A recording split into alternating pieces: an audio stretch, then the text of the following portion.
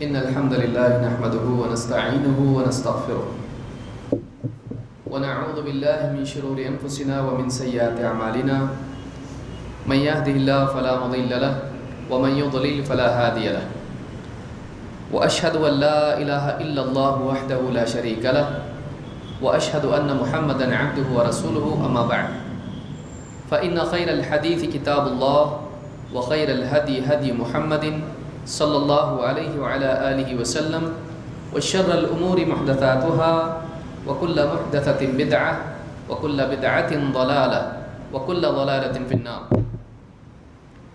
قال النبي صلى الله عليه وسلم أحب البلاد إلى الله مساجدها. اس کو صحیح کر لیں. میرے محترم دینی بھائیوں، اللہ رب العالمین نے انسان کو اپنی عبادت کے لیے پیدا کیا ہے. وَمَا خَلَقْتُ الْجِنَّ وَالْإِنسَ إِلَّا لِيَعْبُدُونَ. قرآن کریم میں اللہ تعالیٰ نے فرمایا کہ میں نے جنات کو اور انسانوں کو صرف اپنی عبادت کے لیے پیدا کیا ہے. لہٰذا انسان کی زندگی کا مقصد اللہ رب العالمین کی عبادت ہے. اسی میں اس کی کامیابی ہے، اسی عبادت میں اس کا سکون ہے، اور اسی عبادت میں اس کی دنیا اور آخرت کے مسائل کا حل ہے. اور عبادات کی بہت ساری قسمیں ہیں، دل سے، زبان سے اور اپنے عمل کے ذریعے سے ایک بندہ اللہ رب العالمین کے آگے اپنی بندگی کا اظہار کرتا ہے. اپنے دل میں اللہ سے محبت کرنا، اللہ کی باتوں پر یقین کرنا، اللہ پر توکل کرنا، اللہ سے ڈرنا. قلبی سطح پر ایک آدمی اپنی بندگی کا ثبوت دیتا ہے، زبان سے اللہ رب العالمین کی حمد و ثنا کرتا ہے، اللہ کی بڑائی بیان کرتا ہے، اللہ رب العالمین سے دعا کرتا ہے، اپنی پیشانی زمین پر رکھ کر اپنی بندگی کا اظہار کرتا ہے، ثبوت پیش کرتا ہے، اپنے آپ کو اللہ کے آگے جھکا کر اپنے چھوٹے اور اللہ کے بڑے ہونے کا اقرار کرتا ہے. عبادات کی بہت ساری قسمیں ہیں، لیکن ان تمام عبادات میں، ان تمام اعمال میں سب سے افضل ترین عمل اگر کوئی ہے تو وہ نماز ہے. اللہ کے نبی صلی اللہ علیہ وسلم نے فرمایا وَاعْلَمُوا أَنَّ خَيْرَ أَعْمَالِكُمُ الصَّلَاةُ. اس بات کو اچھی طرح جان لو کہ تمہارے تمام اعمال میں سب سے بہترین عمل اگر کوئی ہے تو وہ نماز ہے. الصلاۃ خیر موضوع. حدیث میں فرمایا کہ نماز بہترین عمل ہے جسے کیا جائے. کوئی عمل آدمی اگر کرتا ہے وہ نماز ہے. توحید کے اور رسالت کے اقرار کے بعد سب سے پہلا فریضہ نماز ہے،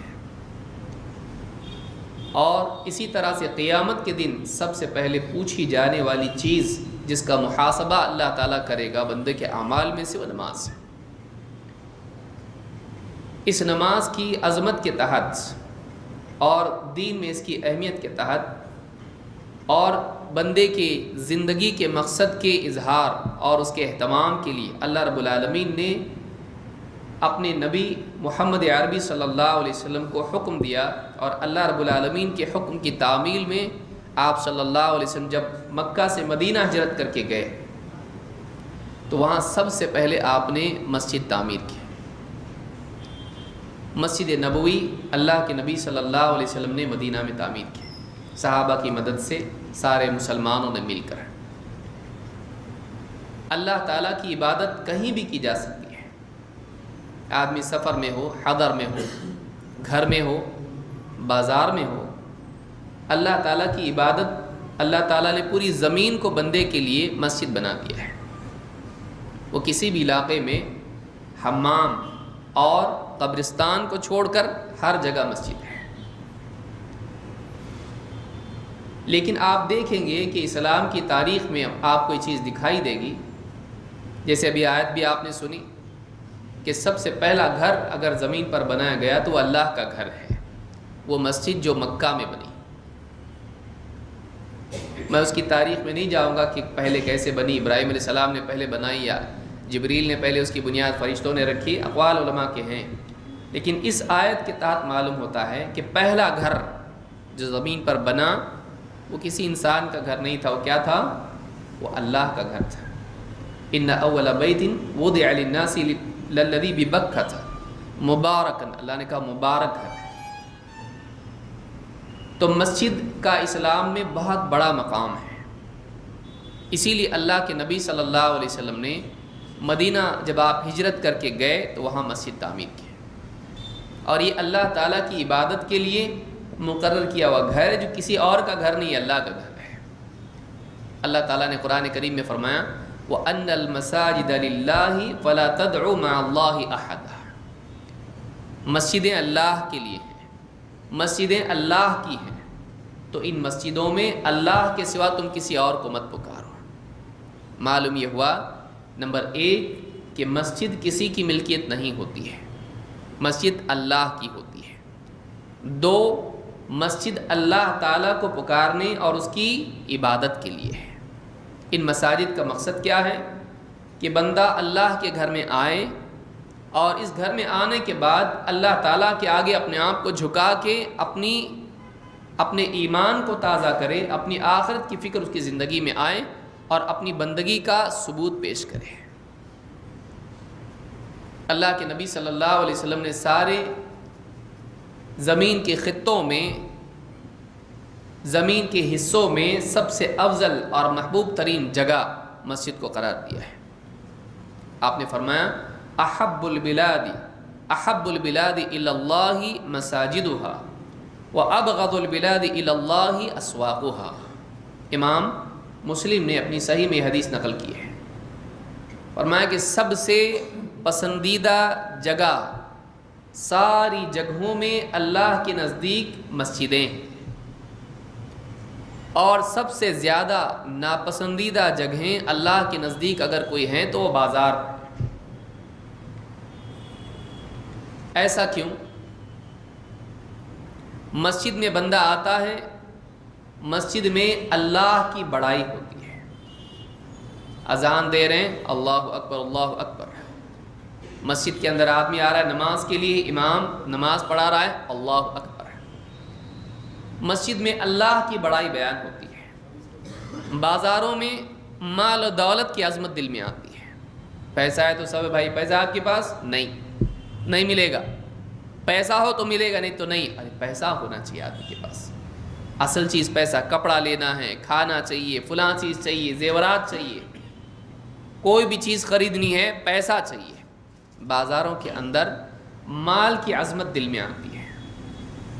मस्जिदों में अल्लाह की अज़मत होती है, अल्लाह की अज़मत बयान होती है, चाहे वो इबादत की सूरत में हो या वो खुतबात की सूरत में हो। बाज़ारों में बंदा माल से जुड़ता है, मस्जिद में आके किससे जुड़ता है? मस्जिद में आके अल्लाह से जुड़ता है।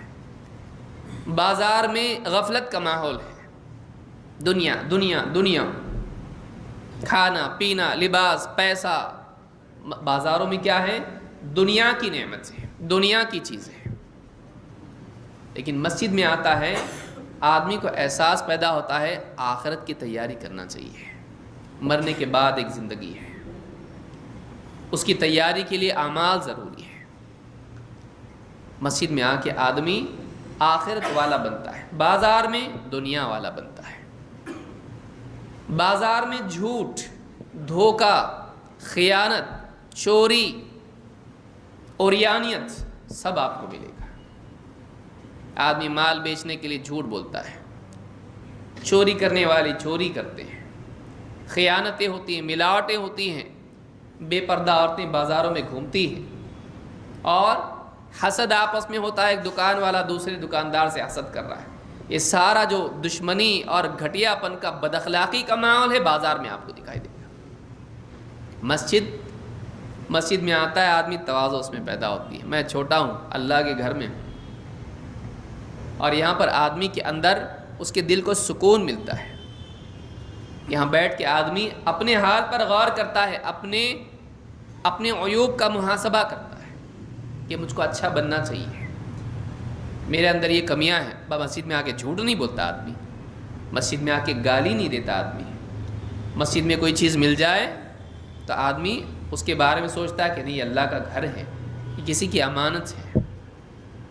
मस्जिद के ये और बात है कि आज इस दौर में भी مسجد میں چوری کرنے والے بھی پیدا ہو گئے۔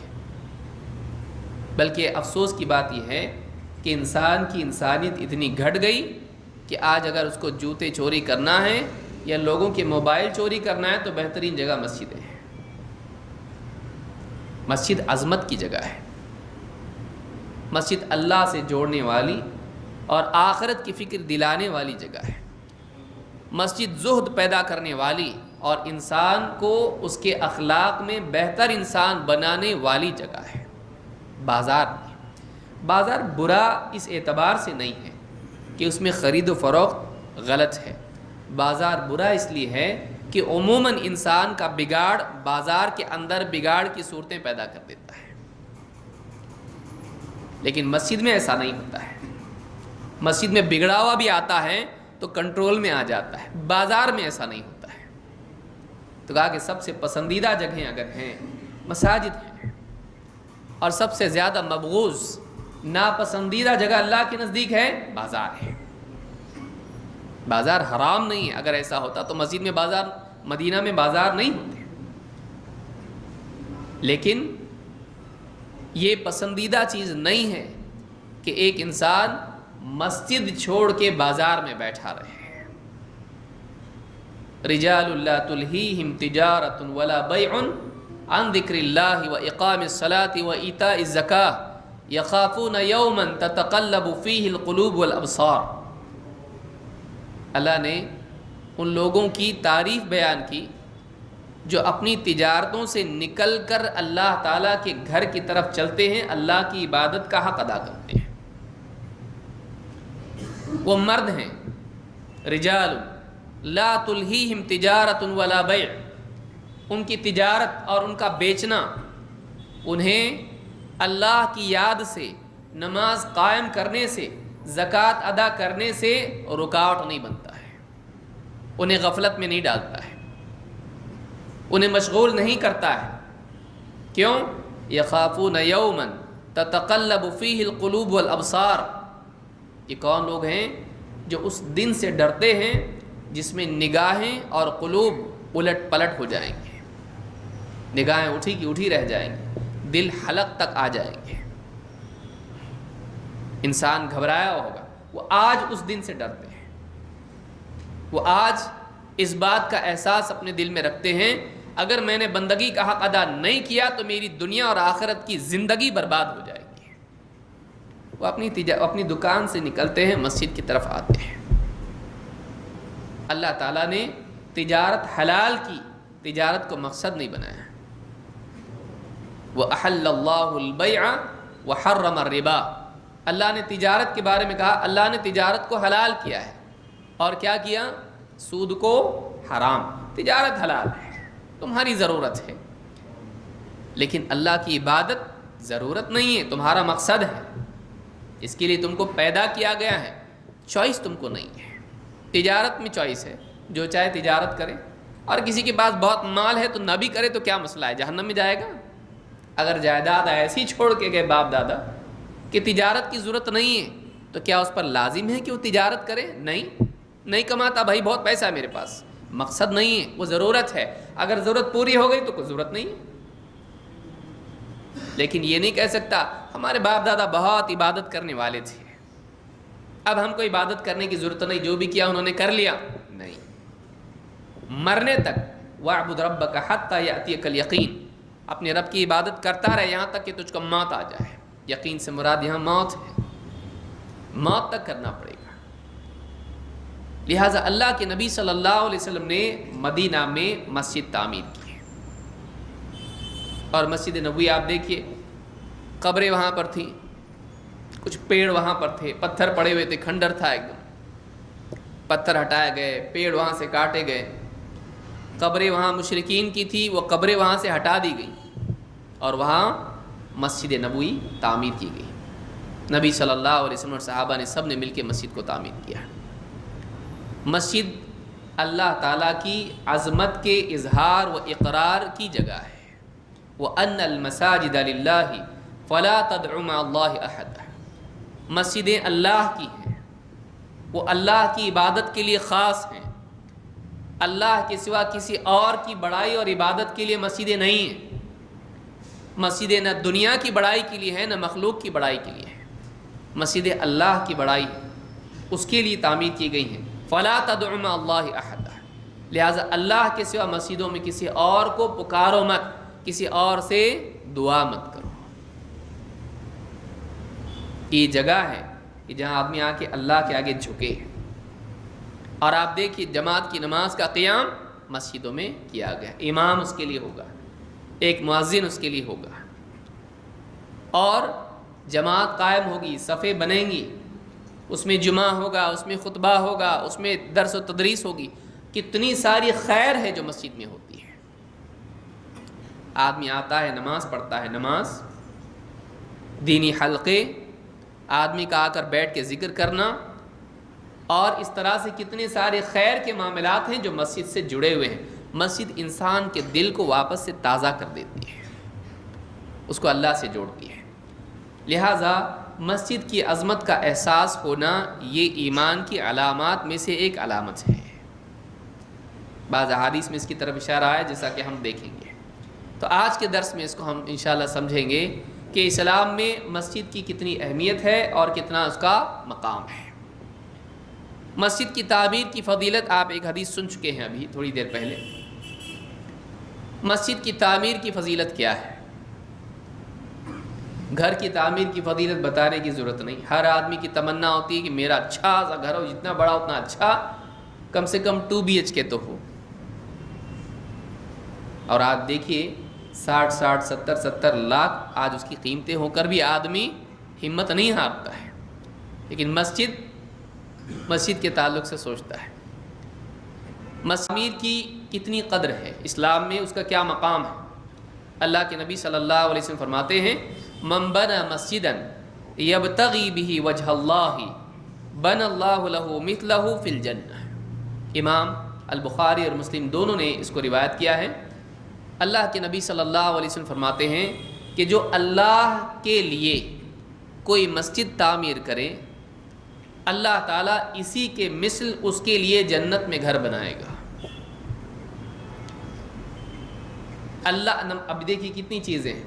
نمبر 1 اس سے معلوم ہوتا ہے مسجد کی تعمیر کی فضیلت ہے، اس پر اجر کا وعدہ ہے، اس پر انعام ہے. کیا؟ جنت پہ گھر ملنے والا ہے. لیکن ہونا کیا چاہیے؟ اللہ کے لیے ہو، دکھاوے کے لیے نہیں ہے. ہماری مسجد ایسی جیسی پورے ملک میں کہیں نہیں ہے. ہماری مسجد ہے اور ایسی ہے اور کہیں بھی نہیں ہے. تعمیر کا شوق عبادت کے لیے نہیں ہے، فوقیت کے لیے ہے. دوسروں کے اوپر فضیلت آخرت کے اعتبار سے نہیں بلکہ دنیاوی اعتبار سے نام و نمود اور شہرت کے لیے ہے، فائدہ نہیں ہے. اللہ کے لیے ہو. اور دوسرا حصہ اس میں کیا ہے؟ بن اللہ لہ بیتن فی الجنہ، لیکن کیا ہے؟ مثلہ فی الجنہ. اسی مسجد کی طرح اللہ تعالیٰ جنت میں اس کے لیے گھر بنائے گا. سوال یہ پیدا ہوتا ہے کہ اس مسجد کی طرح بنائے گا کہ کیا مطلب؟ ویسے ہی اسٹرکچر ہوگا اس کا، وضو خانہ ہے اس کے اندر، ہاں اتنا بڑا ہال ہے، ایسا نہیں. امام النووی رحمۃ اللہ علیہ فرماتے ہیں مطلب یہ ہے کہ جیسے دیگر مسجد کے اطراف گھر ہوتے ہیں یا دوسرے گھر زمین پر ہوتے ہیں، ان کے مقابلے میں جیسے مسجد کی عظمت ہے، اس کا مقام ہے، اس کا شرف ہے، ویسی جنت میں دوسرے جنتیوں کے گھر کے مقابلے میں اس کے گھر کی فضیلت ہوگی. وہ عام گھروں کی طرح نہیں ہوگا، بلکہ وہ گھر کیسا ہوگا؟ عام گھروں سے افضل اور بہتر گھر ہوگا. اس کی اپنی ایک شان ہوگی جنت کے اندر بھی. کس آدمی کی؟ جس نے مسجد تعمیر کی ہے. اس کا گھر عام گھروں کی طرح نہیں ہوگا، حالانکہ جنتی کا عام گھر بھی کیسا عظمت والا ہوگا. وہاں کی تعمیر کیسی ہے؟ 1 اینٹ سونے کی، 1 اینٹ چاندی کی، اور گارا مشک و عنبر کا. وہ گھر بھی کوئی معمولی گھر ہے نہیں، لیکن اس گھر کی عظمت، اس کا شرف، اس کا مقام دوسرے گھروں کے مقابلے میں کیسا ہوگا؟ جیسے باقی گھروں کے مقابلے میں مسجد کا مقام ہوتا ہے. کوئی آدمی اپنے گھر میں کچھ بھی کر لیتا، مسجد میں کچھ نہیں کرتا ہے. مسجد کا تقدس ہوتا ہے، اس کی عظمت ہوتی ہے، اس کا مقام ہوتا ہے، دل میں اس کا احترام ہوتا ہے، اس کا گھر دوسرے گھروں کے مقابلے میں زیادہ شرف والا ہوتا ہے۔ کرنا کیا ہے؟ مسجد تعمیر کرنا ہے، لیکن اس کی اتنی بڑی فضیلت سے۔ اسی طرح سے آپ دیکھیں گے بستیوں میں مسجد تعمیر کرنے کا حکم خود نبی کریم صلی اللہ علیہ وسلم نے دیا اور ان کو پاک صاف رکھنے کی تلقین کی۔ حضرت عائشہ رضی اللہ تعالیٰ عنہ فرماتی ہیں امر رسول اللہ صلی اللہ علیہ وسلم ببناء المساجد فی الدور وان تنظف وتطیب۔ امام ابو داؤد، ترمذی اور ابن ماجہ نے اس کو روایت کیا ہے۔ اللہ کے نبی صلی اللہ علیہ وسلم نے ہم کو حکم دیا کہ ہم اپنی بستیوں میں مساجد تعمیر کریں، اور بعض علماء نے کہا کہ فی الدور کا مطلب اپنے گھروں میں نماز کے لیے، عبادت کے لیے ایک حصہ مقرر کریں۔ دونوں معنی علماء نے ذکر کیے ہیں کہ ہم اپنی بستیوں میں مساجد تعمیر کریں، اور وَأَن تُنَظَّفَ وَتُطَيَّبَ، اور اس بات کا بھی حکم دیا کہ ہم اپنی مسجدوں کو صاف ستھرا رکھیں اور ان میں خوشبو رکھیں۔ تو طیب ان کو پاک رکھیں اور اس میں کیا کریں؟ طیب کا استعمال کریں، یعنی اس کے اندر خوشبو ہو، بدبو نہ ہو۔ اور آپ دیکھیں کہ یہ شرعی احکام میں سے مسجد کے تعلق سے دو چیزیں بہت اہم ہیں، اور آپ صلی اللہ علیہ وسلم نے بہت سی احادیث میں اس کی تلقین کی ہے، بلکہ اس کی اتنی بڑی فضیلت ہے کہ اللہ کے نبی صلی اللہ علیہ وسلم کی روایت، ایک لمبی روایت ہے، صحابی کہتے ہیں کہ مسجد نبوی میں ایک عورت اور ایک روایت میں مرد ہے، مسجد نبوی میں سے کچھ بھی ایسا کچرے کی چیز آ کے باہر سے گر جائے یا کچھ بھی اس طرح کی چیز ہو، اس کو کچرا اٹھا کر اس کو مسجد کو صاف کر کے کچرا باہر پھینک دیتی تھی۔ کالی کلوٹی عورت تھی، اور ایک روایت میں کہ ایک مرد تھا، اب اس کی وفات ہو گئی۔ صحابہ نے اللہ کے نبی صلی اللہ علیہ وسلم کو بتانا ضروری نہیں سمجھا۔ آپ صلی اللہ علیہ وسلم دیکھتے تھے کہ فلانا شخص ہے یا فلانی عورت ہے مسجد صاف کرتی ہے، وہ کوئی اپوائنٹڈ نہیں تھا کہ بھئی آپ کو تنخواہ ملے گی آپ مسجد صاف کیجیے، نہیں، اللہ کا گھر ہے، اس میں کوئی چیز ایسی نہیں پڑی رہنا چاہیے جو کچرا اور اس طرح کی چیز ہو۔ کوئی بھی ایسی نامناسب چیز مسجد میں آ جائے تو پھر میں اس کو اٹھا کے پھینکوں اپنے طور پر۔ حتیٰ کہ آپ دیکھیں گے کہ اس کا نام بھی روایت میں نہیں ہے، اور اس کا غیر معروف ہونا اتنا خود روایت سے معلوم ہوتا ہے۔ کہا کہ وہ جب وفات ہو گئی اس کی تو صحابہ نے جنازے کی نماز وغیرہ پڑھ کے دفن کر بھی دیا، اللہ کے نبی صلی اللہ علیہ وسلم کو بتایا بھی نہیں۔ آپ نے پوچھا وہ شخص، وہ عورت یا وہ مرد، اس کا کیا ہوا، کہاں ہے وہ جو صفائی کرتی تھی؟ کہا کہ اللہ کے رسول اس کی تو موت ہو گئی اور اس کا جنازہ بھی ہو گیا، دفن بھی ہو گیا۔ آپ نے کہا تم نے بتایا کیوں نہیں مجھ کو، تم نے بتایا کیوں نہیں؟ کہا کہ ہم لوگوں کو ایسا نہیں لگا کہ آپ کو بتانا چاہیے، کوئی مطلب بہت بڑا آدمی ہو سماج کا۔ سماج میں بھی تو لوگ ہوتے ہیں بہت فیمس، اور ایک عام آدمی یا کوئی ایسا آدمی جو گمنام ہو، کوئی پہچانتا ہی نہ، بہت کمانے والا، نہ بہت زیادہ عہدے والا، نہ بہت بڑے خاندان والا، کچھ بھی نہیں تھا ایسا۔ یعنی ہم نے ضروری نہیں سمجھا کہ آپ کو بتایا جائے اس لیے کہ وہ ایسا اور ایسا تھا، مطلب اس میں کوئی ایسی خصوصی بات نہیں تھی کہ آپ کو بتایا جائے بہت بڑی شخصیت کی وفات ہوئی ہے۔ کہا کہ نہیں، کہا کہ مجھ کو اس کی قبر بتاؤ۔ صحابہ لے گئے اور بتایا یہ قبر ہے۔ آپ نے اس کی قبر پر نماز پڑھی ہے، جنازے کی نماز آپ نے پڑھی ہے، اور کہا کہ ایسا کبھی ہو جائے مجھ کو بتایا کرو، مسلمانوں کی یہ جو قبر ہے، قبریں ان میں اندھیرا ہوتا ہے، اللہ تعالیٰ میری نماز کے ذریعے سے ان میں نور پیدا کرتا ہے۔ آپ غور کریں کہ ایک ایسا انسان جس کا نام بھی روایت میں نہیں، اور اس کے بارے میں صحابہ کو خود لگا کہ بتانے جیسی کوئی بات نہیں ہے، اتنا کوئی فیمس آدمی تو ہے نہیں، لیکن اس کی ایک فضیلت تھی۔ وہ کیا فضیلت تھی؟ مسجد کی صفائی۔ کوئی معمول، وہ اس لائق ہے وہ آدمی کہ اللہ کے نبی صلی اللہ علیہ وسلم نے اس کی وفات کے بعد بھی اس کی جنازے کی نماز پڑھی، خود کہا مجھ کو بتاؤ اس کی قبر کہاں ہے اور آپ جا کے نماز پڑھیں۔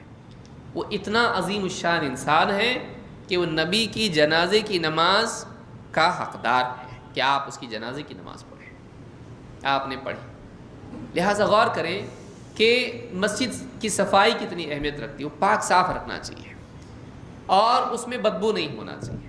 آپ دیکھیں اللہ کے نبی صلی اللہ علیہ وسلم نے کہا کہ جو بھی آدمی یہ پیاز اور اس طرح کی جتنی چیزیں ہیں بدبودار لہسن وغیرہ ہیں، یہ اگر کھا کے آئے ہماری مسجد کے قریب بھی نہ آئے۔ کیوں؟ اس لیے کہ فرشتوں کو بھی اس چیز سے تکلیف ہوتی ہے، اذیت پہنچتی ہے جس سے انسانوں کو تکلیف ہوتی ہے۔ بدبو نہیں ہونا چاہیے۔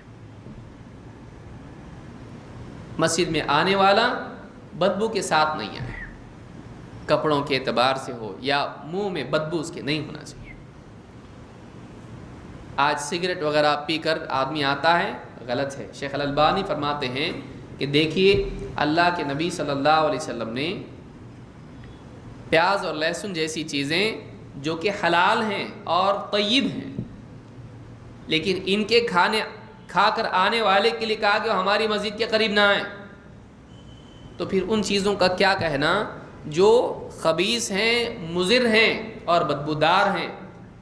ان کو آدمی گٹکا اور اس طرح کی چیزیں اور سگریٹ وغیرہ پی کے مسجد میں آئیں، اس سے کیا فرشتوں کو تکلیف نہیں ہوگی؟ یہ بری چیز ہے، بچنا چاہیے۔ تو ایک چیز یہ معلوم ہوئی کہ مسجدیں صاف ستھری رکھی جائیں اور ان میں خوشبو کا اہتمام کیا جائے، بدبو اس میں نہیں۔ اس حدیث کو امام ابو داؤد، ترمذی اور ابن ماجہ نے روایت کیا۔ اس سے بات معلوم ہوتی ہے کہ آپ صلی اللہ علیہ وسلم نے چھوٹی چھوٹی بستیوں میں بھی مسجد کی تعمیر کا حکم دیا کہ مسجد تعمیر کرو، مسجد اس میں تعمیر ہونا چاہیے۔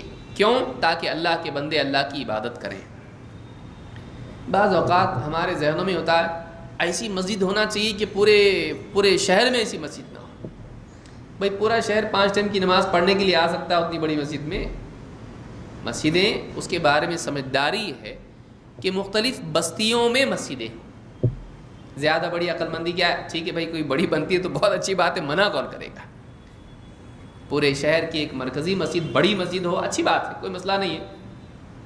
لیکن اگر پورے شہر میں ایک ہی بڑی مسجد بنانے میں پوری طاقت لگ جائے اور باقی طاقت ختم ہو جائے تو کیا 5 وقت کی نمازوں کے لیے اس مسجد کے اندر سارے شہر کے لوگ آ سکتے ہیں؟ نہیں، ہر آدمی اپنی اپنی بستی میں نماز پڑھنا زیادہ بہتر سمجھتا ہے۔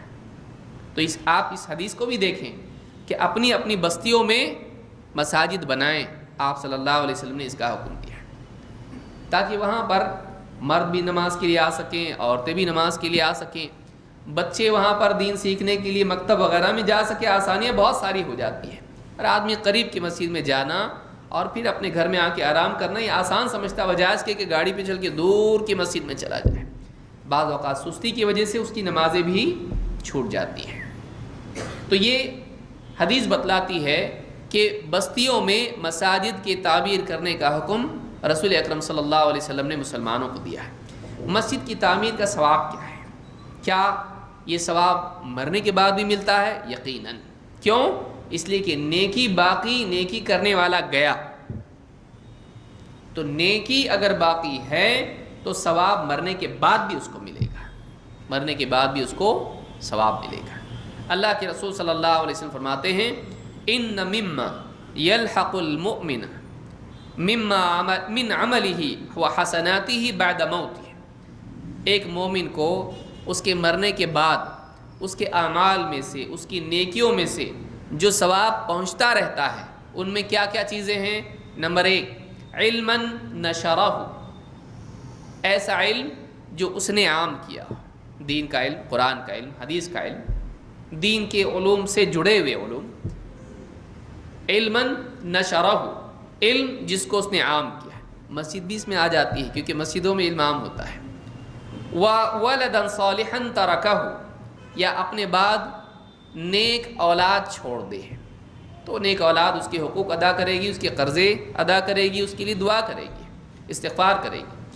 وَمُصْحَفًا وَرَّثَهُ، یا قرآن کا مصحف، قرآن کی کاپی اپنے بعد چھوڑ جائے کہ بھئی یہ لے لو، کسی کو دے دیا، اب صبح شام وہ تلاوت کر رہا ہے، دیا جس نے ہے اس کو بھی پڑھنے کا ثواب ملے گا۔ اگر آپ کے پاس کوئی مصحف ہے، آپ کے پاس ایک ایکسٹرا ہے، آپ نے کسی کو دے دیا، بھئی آپ لیجئے، میری طرف سے ہدیہ آپ کو، نیت کیا تھی؟ یہ پڑھے مجھ کو بھی ثواب ملے. اب وہ پڑھتا رہے گا، اس کے پڑھنے کا ثواب اس کو بھی ملتا رہے گا. کتنی بڑی بات ہے، ایک ایک حرف پر 10 نیکیاں اس کو ملیں گی. اور او مسجدن بنا ہو، یا پھر کوئی مسجد بنا جائے، مسجد تعمیر کر جائے، اس مسجد میں جتنے اعمال ہوں گے، ذکر، تلاوت، نماز، خطبہ، دینی دروس اور تعلیم و تعلم، سارے اعمال جتنے بھی ہوں گے مسجد میں، مسجد تعمیر کرنے والوں کو اس کا ثواب ملے گا. اور کب تک ملے گا؟ جب تک مسجد باقی ہے. سوچئے، ہزار سال تک نیکیاں ملتی رہیں گی. معلوم نہیں کتنے سالوں تک مسجد باقی رہے، اتنے سالوں تک. اور قیامت تک رہی تو، اگر قیامت تک رہی تو قیامت تک اس کا ثواب ملتا رہے گا. سوچئے مسجد کا ثواب کتنا بڑا ہے. او بیتن لابن السبیل بنا، یا پھر مسافروں کے لیے کوئی گھر بنا جائے کہ بھائی جو بھی مسافر آئیں یہاں ٹھہریں، مسافر خانہ. او نہرن اجراہ، یا پھر کوئی نہر جاری کر دے. کسی علاقے میں پانی کی تنگی ہے تو کوئی نہر بنا لی، کسی جڑتے آپ نے ٹنل اور اس طرح کا جو ہے کینال بنا لیا، اور اس نہر کے ذریعے سے پانی بستیوں میں جاتا ہے، لوگ اس سے فائدہ اٹھاتے ہیں. جب تک چلتا رہے گا اس کو ثواب ملتا رہے گا، لوگوں کو پلانے کا، ان کے پانی کی ضرورت پوری کرنے کا. او صدقۃ اخرجها من ماله في صحته وحیاته لحقه من بعد موته، یا اپنی صحت اور اپنی زندگی میں کوئی صدقہ نکال کے کسی کو دے دیا اور اس کا فائدہ اس کو ہوتا رہا، اس کے مرنے کے بعد بھی اس کو اس کا ثواب ملتا رہے گا.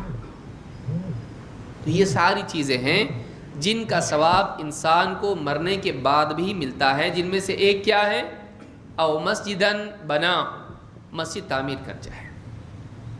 مسجد تعمیر کرنے میں جتنی نیکیاں مسجد میں ہوتی ہیں سارا ثواب آدمی کو ملتا ہے. اور اگر ایک آدمی بنا جائے تو اس کو ملتا ہے، 2 مل کے بنائے تو ان کو ملتا ہے، 3 مل کے بنائے تو تینوں کو ملتا ہے، اور اگر 100 اور 1000 آدمی مل کے بنائے تو سب کو ملتا ہے.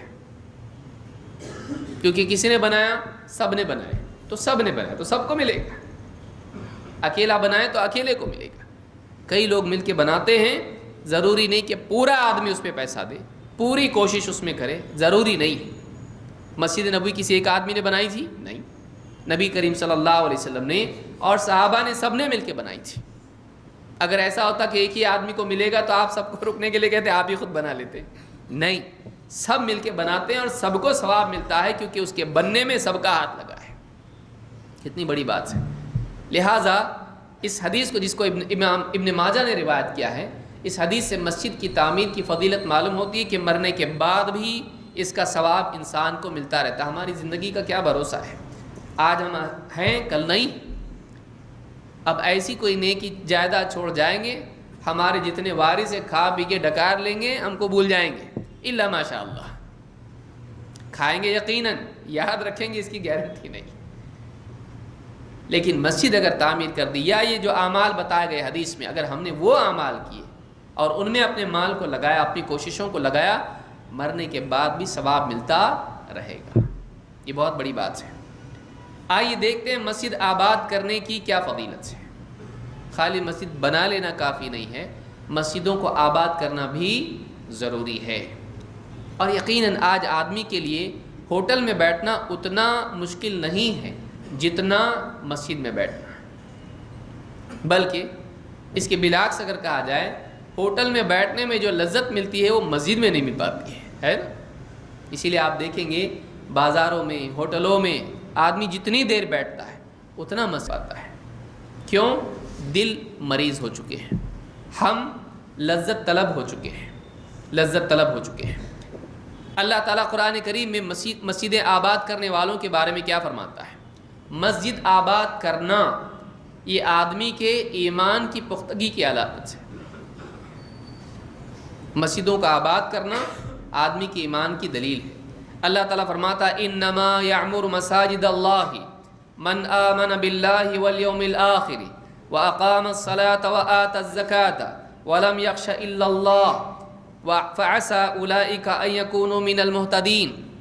سورہ التوبہ میں اللہ نے فرمایا یقیناً مسجدیں تو وہ لوگ تعمیر کرتے ہیں یا مسجدیں وہ لوگ آباد کرتے ہیں، یعمرو آباد کرنا، مسجدیں وہ لوگ معمور کرتے ہیں جو اللہ پر ایمان لاتے ہیں۔ مسجد کو آباد کرنے والا کون ہے؟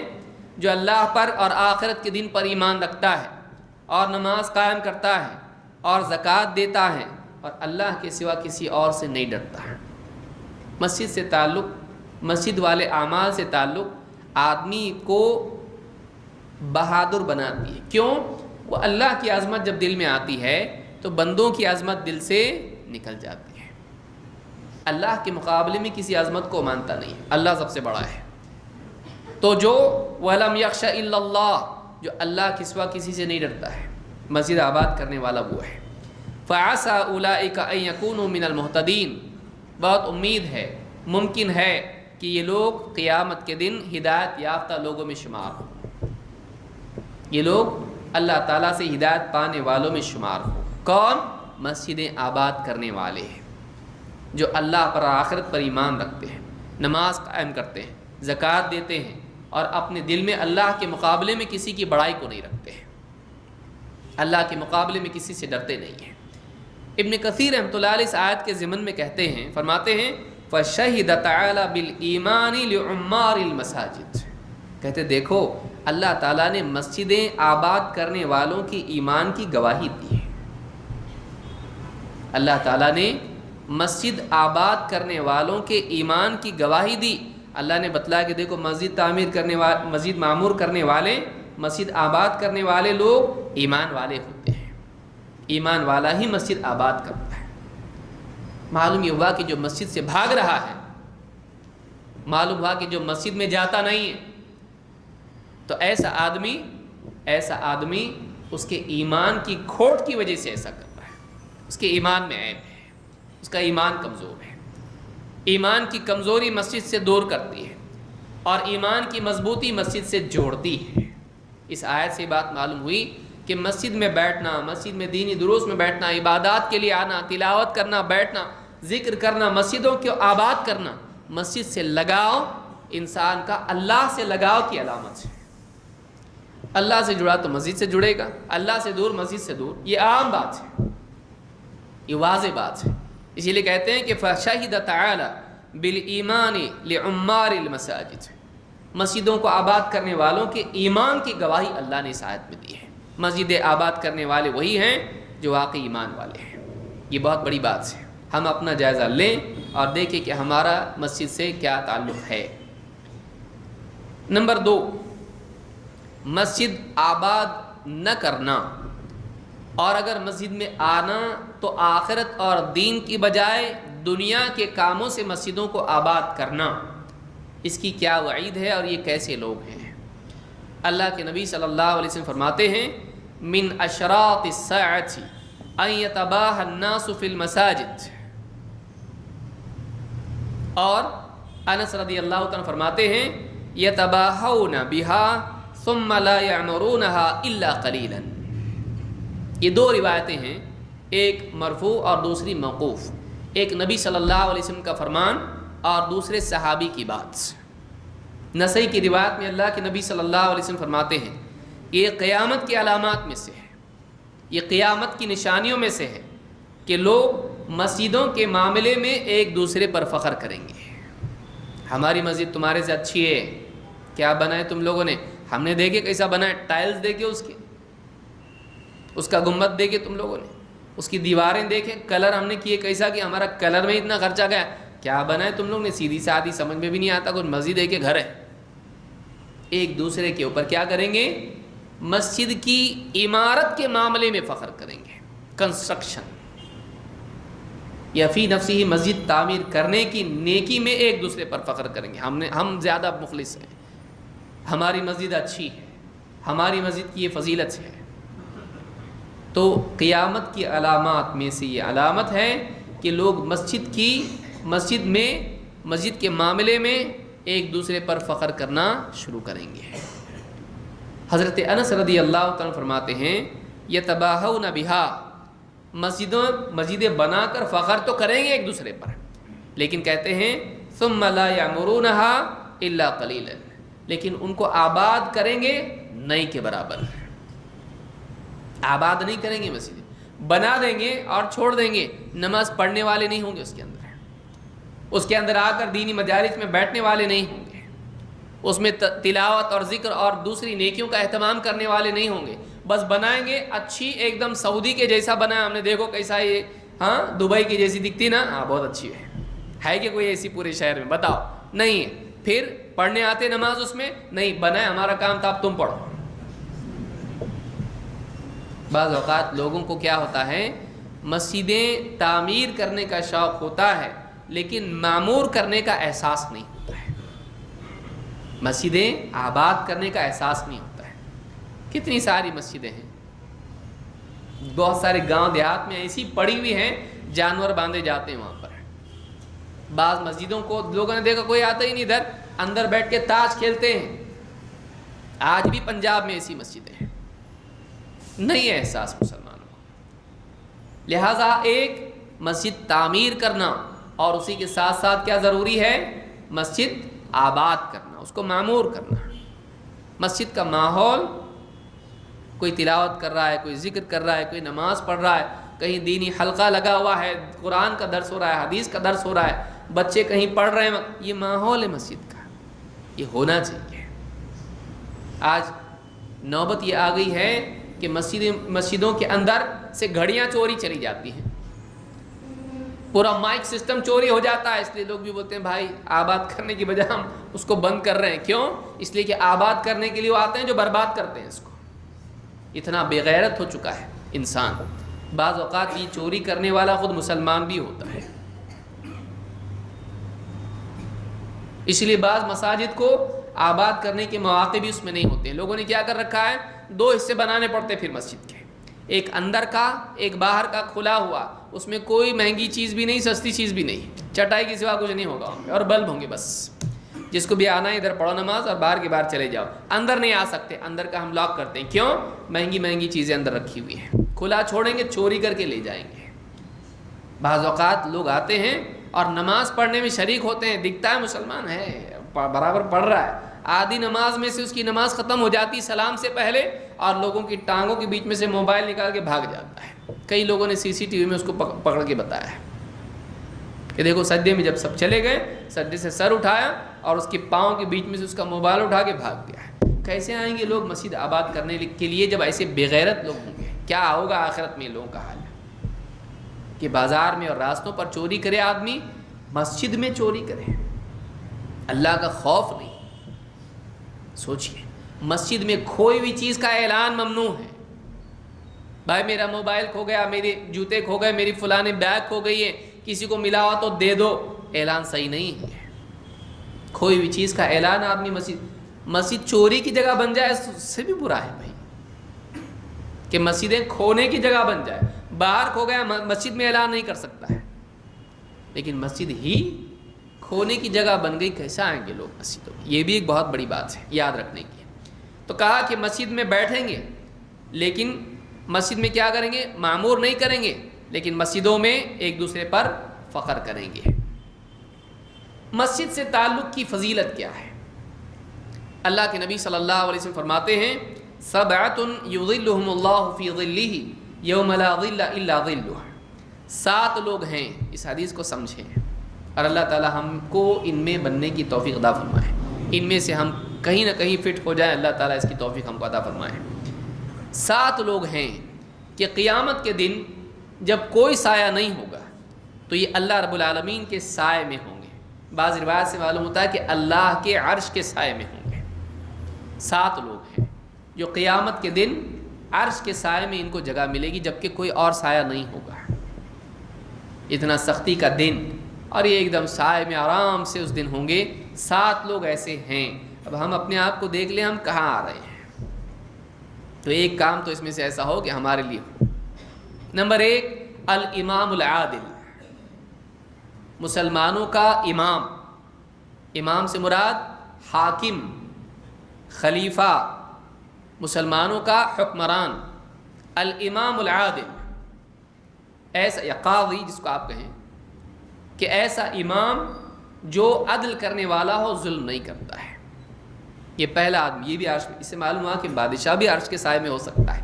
کوئی بری چیز نہیں کہ ایک آدمی حاکم ہو مسلمانوں کا، حالانکہ وہ بہت خطرے کی جگہ ہے، عیاشی اور ظلم بہت زیادہ وہاں پر امکان اس کا بڑھ جاتا ہے. سیاست کے میدان میں دیکھیے، نیک آدمی ڈھونڈنے کی کوشش کیجیے اور چپ چاپ اپنا سر نیچے کیجیے. یہ گھوٹالہ اتنے کروڑ بھی ہزار میں، آپ سوچئے گھوٹالے بھی کیسے ہیں کہ اتنے ہزار کروڑ کا گھوٹالہ، یعنی کروڑ بھی کس میں؟ ہزاروں میں. کوئی گنتی آدمی صفر لگانے بولیں گے، بیچارہ کوئی آدمی وہ بھی بولے گا میرے کو نہیں سمجھ میں آ رہا کتنے صفر کتنے لگاؤں اس کو میں، کتنے زیرو لگاؤں. بچے کو بولیں گے تو کاغذ ختم ہو جائے گا زیرو لگاتے لگاتے. ایسے گھوٹالے. سیاست ایسی چیز، گندی چیز ہے. اللہ ہم سب کی حفاظت فرمائے. لیکن اگر مسلمانوں کا حاکم ہے، مسلمانوں کا خلیفہ ہے، حکمران ہے، اور وہ عدل کرتا ہے، قیامت کے دن عرش کے سائے میں ہوگا. نمبر 2، وَشَابٌ نَشَأَ فِي عِبَادَةِ رَبِّهِ، وہ نوجوان، جوانی کی عمر، شہوتوں والی عمر، چھیڑ خانی والی عمر، توڑ پھوڑ والی عمر، غفلت سے سونے والی عمر، رات بھر جاگنا دن بھر سونا، یہ عمر ہے. کیسی عمر؟ عیاشی والی. وَشَابٌ نَشَأَ فِي عِبَادَةِ رَبِّهِ، وہ جوان جس کی جوانی اپنے رب کی عبادت میں گزری ہو، جو اللہ کی عبادت میں پروان چڑھا ہو. یہ دوسرا ہے. جوان سن لیں، ابھی ٹائم ہے، بڑھاپا آیا تو مطلب گیا ٹائم. جوانی کی عمر، اس میں اللہ کی عبادت کریں.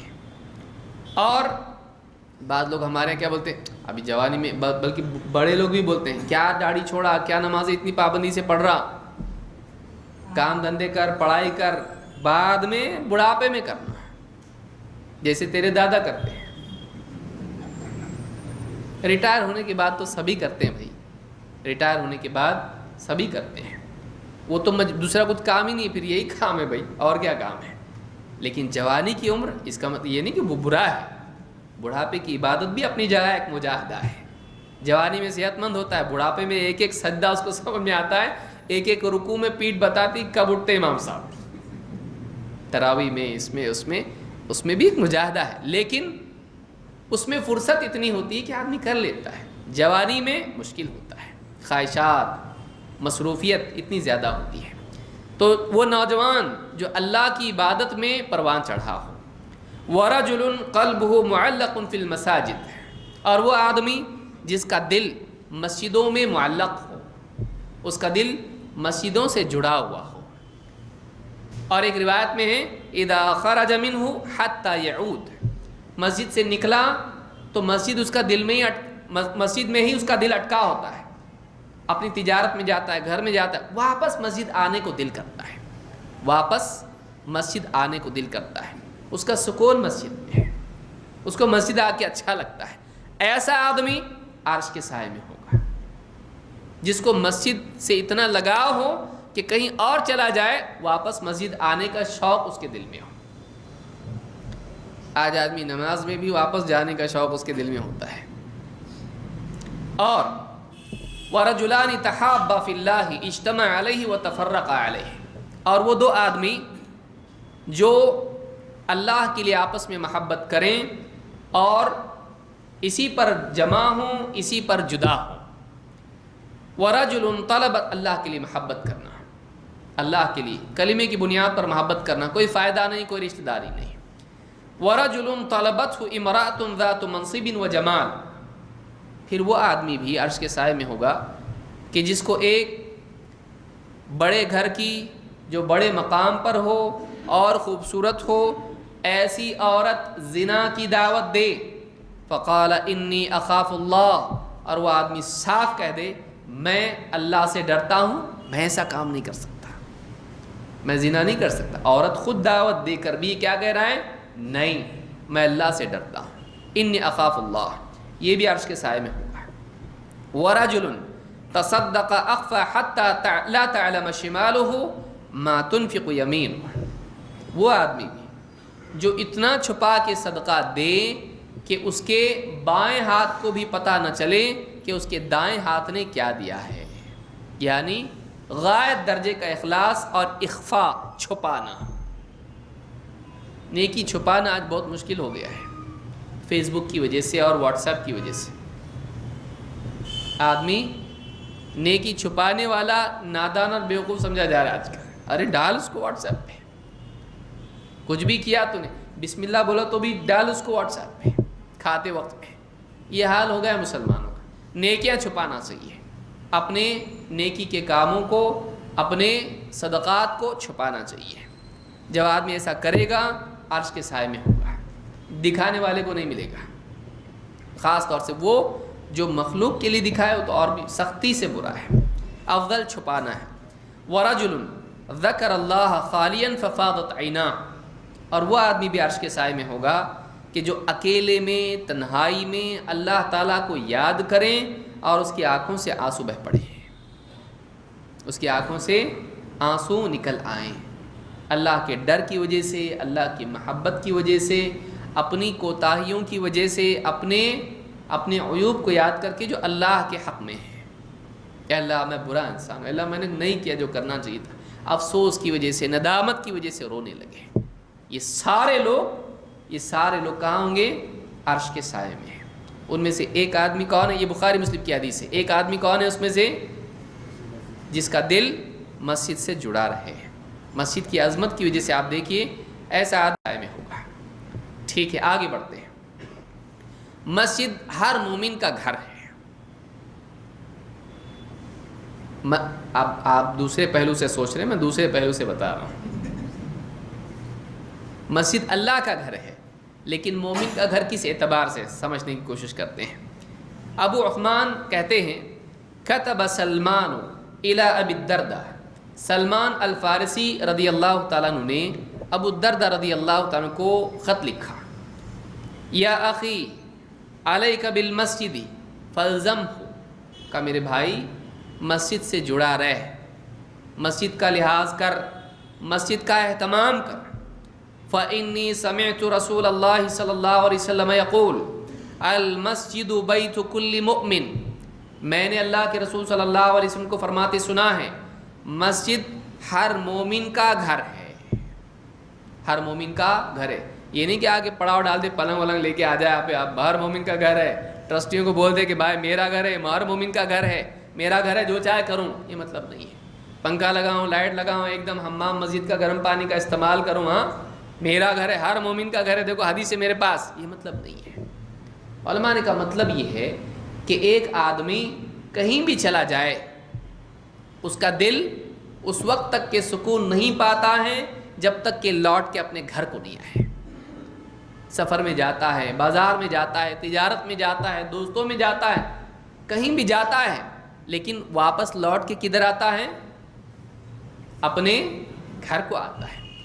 تو ایک مومن کے لیے مسجد ایسی ہوتی ہے جیسے ایک عام انسان کے لیے گھر ہوتا ہے، کہیں بھی جائے آئے گا کدھر؟ اس کو سکون ملے گا تو مسجد میں آ کر، اس کی منزل واپس مسجد ہے، اس کی زندگی کا مرکز اللہ کا گھر مسجد ہے۔ یہ معنی علماء نے ذکر کیا ہے۔ یہ نہیں کہ اپنا گھر بنا لے اس کو، وہیں آرام کرتا ہے، وہیں یہ کرتا ہے، نہیں۔ یہ مسجد اس اعتبار سے کسی کی پرسنل پراپرٹی نہیں ہے۔ مسجد وہ کیا ہے؟ وہ کس کا گھر ہے؟ اللہ تعالیٰ کا گھر ہے۔ فی بیوت، اللہ نے خود کہا کہ گھر ہے اللہ کے، بیت من بیوت اللہ حدیث میں بھی ہے کہ اللہ کے گھروں میں سے گھر۔ تو اس کو حلیۃ الاولیاء میں حافظ ابو نعیم نے روایت کیا اور یہ حدیث حسن درجے کی ہے۔ مسجد کی طرف چلنے کی کیا فضیلت ہے؟ ایک آدمی مسجد چلے، مسجد نماز کے لیے، تلاوت کے لیے، دینی درس کے لیے، اس کی فضیلت کیا ہے؟ اللہ کے نبی صلی اللہ علیہ وسلم فرماتے ہیں وَمَا مِن رَجُلٍ يَتَطَهَّرُ فَيُحْسِنُ الطُّهُورَ، جو بھی آدمی وضو کرتا ہے اور اچھی طرح سے وضو کرتا ہے، ثُمَّ يَعْمِدُ إِلَى مَسْجِدٍ مِّنْ هَذِهِ الْمَسَاجِدِ، اور ان مساجد میں سے کسی مسجد کی طرف چلنے کا ارادہ کرتا ہے، إِلَّا كَتَبَ اللَّهُ لَهُ بِكُلِّ خَطْوَةٍ يَخْطُوهَا حَسَنَةً، جو بھی قدم اٹھاتا ہے اللہ تعالیٰ اس قدم کے بدلے میں ایک نیکی اس کے لیے لکھتا ہے، وَيَرْفَعُهُ بِهَا دَرَجَةً، اور ایک درجہ اس کا اوپر کر دیتا ہے، وَيَحُطُّ عَنْهُ بِهَا سَيِّئَةً، اور اس کا ایک گناہ مٹاتا ہے۔ آپ کے گھر سے لے کے مسجد تک اگر 1000 قدم ہیں، 1000 نیکیاں لکھی جاتی ہیں، 1000 گناہ مٹائے جاتے ہیں، اور 1000 درجے اس کے اونچے، اس کا لیول 1000 درجے اوپر ہو جاتا ہے ہر قدم کے بدلے، ہر قدم کے بدلے۔ تو آپ سوچئے کہ مسجد چل کے آنا کتنی بڑی نیکی ہے، اور مسجد میں آ کے نیکیاں کرنا کتنا بڑا ہوگا۔ یہ تو خالی کاہے کے لیے اتنا ثواب ہے؟ مسجد چل کے آنا، اور مسجد میں آ کے جب ذکر کرے گا، تلاوت کرے گا، نمازیں پڑھے گا، دینی دروس وغیرہ میں شریک ہوگا، اس کی کتنی بڑی فضیلت ہوگی صرف آنے کی فضیلت سے۔ تو یہ حدیث جس کو امام مسلم نے روایت کیا ہے، اس سے معلوم ہوتا ہے کہ مسجد کی طرف چلنا بھی نیکی ہے، مسجد کی طرف چلنا بھی نیکی ہے۔ نمبر 6، مسجد کی طرف چلنے والا اللہ کی حفاظت میں ہوتا ہے، اللہ تعالیٰ اس کی حفاظت کا ضامن ہے۔ اللہ کے رسول صلی اللہ علیہ وسلم فرماتے ہیں وَرَجُلٌ رَاحَ إِلَى الْمَسْجِدِ وَرَجُلٌ رَاحَ إِلَى الْمَسْجِدِ فَهُوَ ضَامِنٌ عَلَى اللَّهِ حَتَّى يَتَوَفَّاهُ فَيُدْخِلَهُ الْجَنَّةَ أَوْ يَرُدَّهُ بِمَا نَالَ مِنْ أَجْرٍ وَغَنِیمَةٍ۔ امام ابو داؤد، ابن حبان اور حاکم نے اس کو روایت کیا۔ کیا حدیث ہے؟ کہ وہ آدمی جو مسجد کی طرف چلے، فَهُوَ ضَامِنٌ عَلَى اللَّهِ، اس کا ذمہ اللہ پر ہے، یہاں تک کہ اسے موت دے تو جنت میں داخل کر دے، اور اگر وہ واپس لوٹتا ہے اپنے گھر کو تو اس کو اجر اور غنیمت کے ساتھ لوٹا ہے۔ دو میں سے ایک ہوگا، مسجد کی طرف جا رہا ہے، راستے میں موت ہو گئی یا مسجد میں موت ہو گئی، تو کیا ہوگا؟ ایسے آدمی کو اللہ تعالیٰ جنت میں ڈالے گا۔ جو مسجد جاتے ہوئے موت جس کو آ جائے، اللہ اس کو جنت میں ڈالتا ہے۔ یا پھر نماز پڑھا، سب کچھ ہوا، واپس گھر کو لوٹا، تو گھر لوٹنے والا آدمی یا دکان پہ لوٹنے والا آدمی، اس کا معاملہ کیا ہے؟ یہ بہت سارا ثواب، جیسے مال غنیمت لے کے ایک جنگ کرنے والا لوٹتا ہے، یہ بہت بڑا ثواب اور غنیمت لے کے لوٹا ہے۔ مسجد جانے کی یہ فضیلت ہے کہ مسجد جانے والا اللہ کی حفاظت میں ہوتا ہے، اللہ کی ضمانت میں ہوتا ہے، موت آئے تو جنت میں جاتا ہے۔ مسجد کی طرف چلنے پر ایک انسان کے لیے اجر یہ ہے کہ اللہ تعالیٰ جنت میں اس کے لیے مہمانی کرے گا۔ جو آدمی مسجد کی طرف چلتا ہے، اللہ تعالیٰ اس کے لیے جنت میں نعمتیں تیار کرتا ہے جب جب وہ مسجد جاتا ہے۔ اللہ کے رسول صلی اللہ علیہ وسلم فرماتے ہیں من غدا الی المسجد وراح، جو مسجد جائیں اور آئے۔ ابن حجر رحمۃ اللہ علیہ فرماتے ہیں غدا اور راح کا مطلب ہوتا ہے جانا اور لوٹنا۔ جو آدمی مسجد جاتا ہے اور لوٹتا ہے مسجد سے، اعد اللہ لہ نزلہ من الجنۃ کلما غدا او راح، جب جب وہ مسجد جاتا ہے اور مسجد سے لوٹتا ہے، اللہ تعالیٰ جنت میں اس کے لیے مہمانی کرتا ہے۔ جیسے مہمان کے لیے ہم کیا کرتے ہیں؟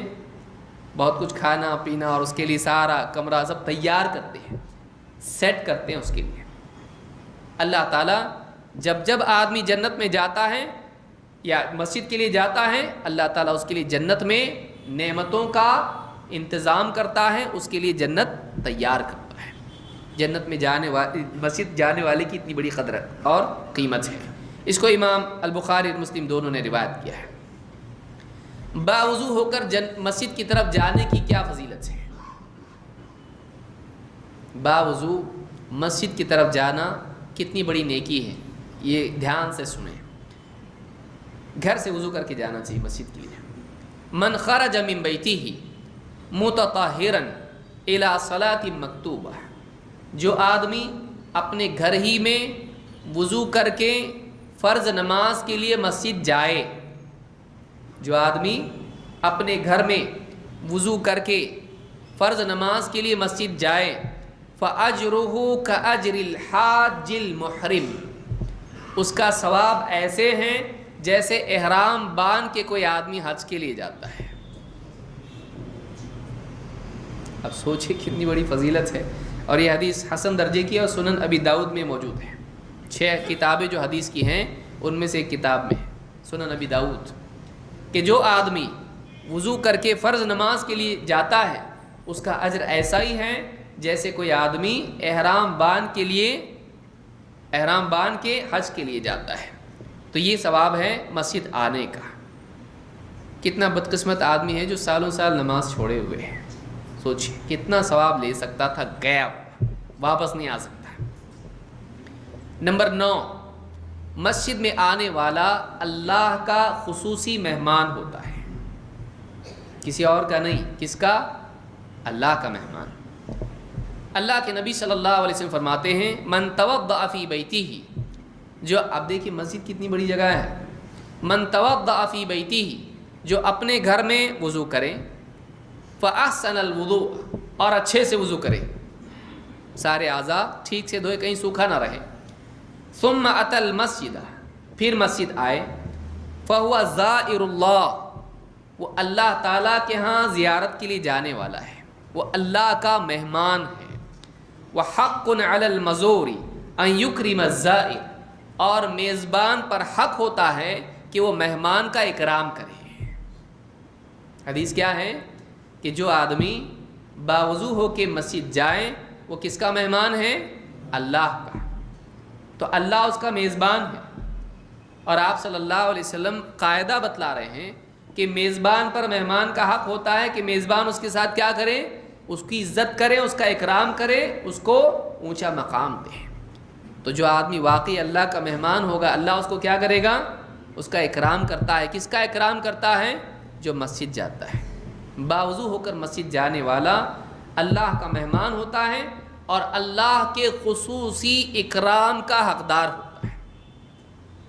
کوئی عام آدمی ٹرسٹی مل کے اس کا اکرام کر، نہیں. اللہ رب العالمین یہ میرا مہمان ہے، یہ میرے گھر میں آیا ہے، اور اللہ تعالیٰ اس کا اکرام کرتا ہے جو اللہ کے گھر جاتا ہے. امام الطبرانی نے اس کو روایت کیا اور الصحیحہ میں شیخ الالبانی نے اس کو ذکر کیا ہے. نمبر 10، مسجد آنے والے سے اللہ بہت خوش ہوتا ہے. مسجد آنے والے سے اللہ بہت خوش ہوتا ہے. اللہ کے نبی صلی اللہ علیہ وسلم فرماتے ہیں ما توطن رجل مسلم المساجد للصلاة والذکر، جو بھی مسلمان مسجدوں میں نماز کے لیے یا اللہ کے ذکر کے لیے اپنا بسیرا کرتا ہے، یعنی اس میں اوقات گزارتا ہے، یہ نہیں کہ پڑاؤ ڈال کے رہے، وہاں اپنے اوقات گزارتا ہے. الا تبشبش اللہ لہ من حین یخرج من بیتہ، اللہ تعالیٰ اس سے خوش ہوتا ہے جیسے ہی وہ اپنے گھر سے مسجد کے لیے نکلتا ہے. کما یتبشبش اہل الغائب بغائبہم اذا قدم علیہم، ویسے ہی اللہ خوش ہوتا ہے جیسے لوگ اپنے سفر پر گئے ہوئے کے واپس لوٹنے پر اس کے آنے سے خوش ہوتے ہیں.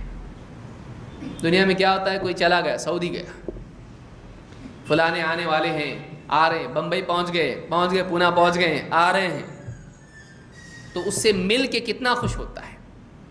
جب وہ آتا ہے، کوئی مسافر، کوئی دور جانے والا جب واپس لوٹتا ہے اپنے وطن کو، تو اس سے ملنے والے، اس کے دوست احباب، اس سے محبت رکھنے والے کتنا خوش ہوتے ہیں اور کتنے اپنی محبت اور اپنے شوق کا اظہار کرتے ہیں، اشتیاق کا اظہار کرتے ہیں اس سے مل کر. اللہ تعالیٰ اس سے بھی زیادہ خوش ہوتا ہے جب ایک بندہ اپنے گھر سے نکل کے مسجد آتا ہے. بہت خوش ہوتا ہے، میرا بندہ میرے گھر میں آیا، میرے لیے آیا، میری عبادت کے لیے آیا، اپنے آرام کو چھوڑ کے آیا، اپنی دکان میں سے اپنی تجارت کو چھوڑ کے آیا، میرے لیے میرے گھر میں عبادت کے لیے آیا. بہت خوش ہوتا ہے اللہ تعالیٰ اس سے، میرا بندہ ہی ہے، اس کا اکرام کرتا ہے اللہ تعالیٰ. اس حدیث کو امام ابن ماجہ اور حاکم نے روایت کیا اور یہ حدیث حسن درجے کی ہے. اندھیرے میں مسجد جانے والے ہیں، فجر کی نماز کے لیے، عشاء کی نماز کے لیے اندھیرے میں مسجد جانے والے، ان کا کیا مقام ہے؟ ان کو قیامت کے دن ایک خاص نعمت عطا کی جائے گی جو دوسروں کو نہیں ملے گی. اللہ کے نبی صلی اللہ علیہ وسلم فرماتے ہیں بشر المشائین فی الظلم الی المساجد بالنور التام یوم القیامہ، رات کے اندھیروں میں جو مسجد جاتے ہیں، رات کے اندھیروں میں جو مسجد جاتے ہیں، اے نبی آپ صلی اللہ علیہ وسلم کہہ رہے ہیں کہ انہیں خوشخبری سنا دو کہ قیامت کے دن ان کو کامل نور عطا کیا جائے گا۔ نور کی ضرورت کہاں پڑنے والی ہے؟ صراط پر، وہاں پر پھسلن ہوگی، قدم پھسلے گا آدمی کا اور آدمی پھسل کے جہنم میں گرے گا، وہاں آدمی کو نور کی ضرورت پیش آئے گی۔ تو آپ صلی اللہ علیہ وسلم فرماتے ہیں کہ جو لوگ اندھیروں میں مسجد کی طرف چلتے ہیں انہیں قیامت کے دن کے لیے خوشخبری سنا دو کہ قیامت کے دن ان کو ایک خاص نور دیا جائے گا، اور کیسا نور ہوگا وہ؟ بالنور التام، التام کامل، جس میں کوئی کمی نہ ہو، پرفیکٹ نور ان کو دیا جائے گا، کامل نور ان کو قیامت کے دن دیا جائے گا۔ کن کو؟ جو رات کی اندھیریوں میں کہاں جاتے ہیں؟ مسجد جاتے ہیں۔ ابو داؤد اور ترمذی اور ابن ماجہ اور حاکم نے اس کو روایت کیا ہے۔ اسی طرح سے مسجدوں میں کثرت سے اپنا وقت گزارنے والے، ان کی کیا فضیلت ہے؟ اللہ کے نبی صلی اللہ علیہ وسلم کے صحابی ابو ہریرہ رضی اللہ عنہ کہتے ہیں کہ اللہ کے نبی صلی اللہ علیہ وسلم نے فرمایا ان للمساجد اوتادا۔ اب یہ حدیث سن لیں، شاید بہت سو نے نہیں سنی ہوگی حدیث، اور اس حدیث کو امام احمد نے اپنی مسند میں روایت کیا ہے، اور صحیح ترغیب میں شیخ البانی نے اس کو صحیح کہا ہے۔ ان للمساجد اوتادا، بعض لوگ مسجد کے کھونٹے ہوتے ہیں، کھونٹا ٹھوک دیتے ہیں نا، آپ خیمہ جب ٹینٹ بناتے ہیں تو کیا کرتے ہیں؟ رسی باندھ کے اس کا کھونٹا زمین میں گاڑ دیتے ہیں، وہ کھونٹا وہاں سے ہلتا نہیں، وہ بالکل کیا ہوتا ہے؟ وہاں ڈٹا رہتا ہے۔ تو بعض لوگ ایسے ہوتے ہیں کہ جو گویا کہ مسجد کے کیا ہوتے ہیں؟ کھونٹے ہوتے ہیں، مسجد میں آنا جانا، وہاں پر وقت گزارنا، عبادت کرنا، مسجد میں ڈٹے رہتے ہیں۔ بعض لوگ ایسے ہوتے ہیں جو مسجد کے کیا ہوتے ہیں؟ کھونٹے۔ کیا فضیلت ہے ان کی؟ الملائکۃ جلساؤہم، ان کے ساتھ بیٹھنے والے فرشتے ہوتے ہیں۔ ایسے لوگوں کا کیا حال ہے؟ ان کے جلسا ساتھ میں اٹھنے بیٹھنے والے، ان کی فضیلت، ان کا مقام ایسا ہے کہ ان کے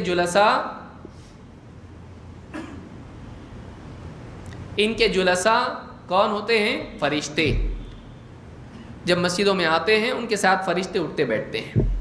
ان غابوا یفتقدونہم، جب وہ مسجد میں کسی عذر کی وجہ سے نہیں آتے ہیں تو فرشتوں کو ان کی کمی کا احساس ہوتا ہے، ان کی کمی محسوس کرتے ہیں کہ فلانا نہیں آیا آج۔ اور وَإِذَا مَرِضُوا عَادُوهُمْ، جب وہ بیمار پڑ جاتے ہیں تو ان کی عیادت کے لیے فرشتے خود جاتے ہیں، ان کی عیادت کے لیے فرشتے جاتے ہیں۔ وَإِن كَانُوا فِي حَاجَةٍ أَعَانُوهُمْ، اگر وہ کسی مجبوری میں، تکلیف میں، ضرورت میں ہوں تو فرشتے ان کی مدد کرتے ہیں، فرشتے ان کی مدد کرتے ہیں۔ وقال، اور آپ نے فرمایا جلیس المسجد علی ثلاث خصال، مسجد میں بیٹھنے والا 3 خصلتیں اس کو حاصل ہوتی ہیں۔ نمبر 1، اخ مستفاد، ایسا بھائی کہ جو اس سے استفادہ کر سکتا ہے، یہ اس سے کرے یا وہ بھی اس سے کر سکتا ہے۔ اخ مستفاد، کوئی بھائی ہے جس سے کچھ نہ کچھ فائدہ اس کو ہوتا ہے یا اس کو ہوتا ہے، کوئی دین کی بات بتا دی یا حال احوال پوچھ لیا، بیمار کی عیادت ہو گئی، ایک دوسرے سے خیر خبر ہو گئی۔ اخ مستفاد، وہ کسی نہ کسی بھائی کے لیے خود فائدہ مند بنتا ہے یا خود اس سے فائدہ اٹھاتا ہے۔ او کلمۃ محکمہ، یا کوئی حکمت کی بات سننے کا موقع ملتا ہے، کبھی بولنے کا بھی موقع ملتا ہے۔ کلمہ محکمہ، حکمت کی بات اس کو مل جاتی ہے، کسی درس میں بیٹھ گیا، بہت زندگی کا تالا کھولنے والی بات مل گئی۔ او رحمت منتظرہ، یا پھر ایک رحمت جو اس کے لیے جس کا انتظار ہے، کہ اللہ تعالیٰ کی رحمت کا منتظر وہ ہوتا ہے۔ تو ایسا آدمی اللہ کی رحمت کا حقدار ہوتا ہے کہ بس انتظار میں ہے کہ اللہ کی رحمت اس پر آئے۔ تو اس حدیث کو امام احمد نے روایت کیا، اور اس حدیث سے بات معلوم ہوتی ہے کہ جو لوگ مسجدوں سے جڑے رہتے ہیں یہ بڑی فضیلت کے حامل لوگ ہیں۔ اور آخری حدیث بیان کر کے میں اپنی بات ختم کر رہا ہوں، اذان ابھی نہ دیں۔ اللہ کے نبی صلی اللہ علیہ وسلم فرماتے ہیں ان اللہ لینادی یوم القیامہ، اللہ تعالیٰ قیامت کے دن یہ ندا لگائے گا، پکارے گا، این جیرانی، این جیرانی، میرے پڑوسی کہاں ہیں؟ این جیرانی، میرے پڑوسی کہاں ہیں؟ 2 مرتبہ۔ فتقول الملائکہ، فرشتے کہیں گے ربنا ومن ينبغي ان يجاورک، اے ہمارے رب ایسا کون ہے جو تیرے پڑوس کے لائق، کہ تیری قربت کا لائق ہو، جیسے پڑوسی پڑوس کے قریب ہوتا ہے ایک دم، تو ایسا کون ہے جو تیرے پڑوسی ہونے کے لائق ہو؟ فیقول این عمار المساجد، اللہ تعالیٰ کہے گا کہاں ہیں مسجد آباد کرنے والے؟ مسجد آباد کرنے والے کہاں ہیں؟ مسجد آباد کرنے والا ایسا ہے گویا کہ وہ اللہ کا قریبی ہو جیسے پڑوسی ہوتا ہے۔ اس حدیث کو امام مسند حارث میں امام الحارث نے اس کو روایت کیا ہے، اور صحیح میں شیخ الالبانی نے اس کو صحیح کہا ہے۔ تو یہ حدیثیں ہیں مسجدوں کے تعلق سے۔ اللہ رب العالمین ہم کو مسجدیں تعمیر کرنے والا اور مسجدیں آباد کرنے والا بنائیں، عبادات اور ذکر و تلاوت اور دینی مجالس کے ذریعے سے۔ اقول ھذا واستغفر اللہ لی ولکم۔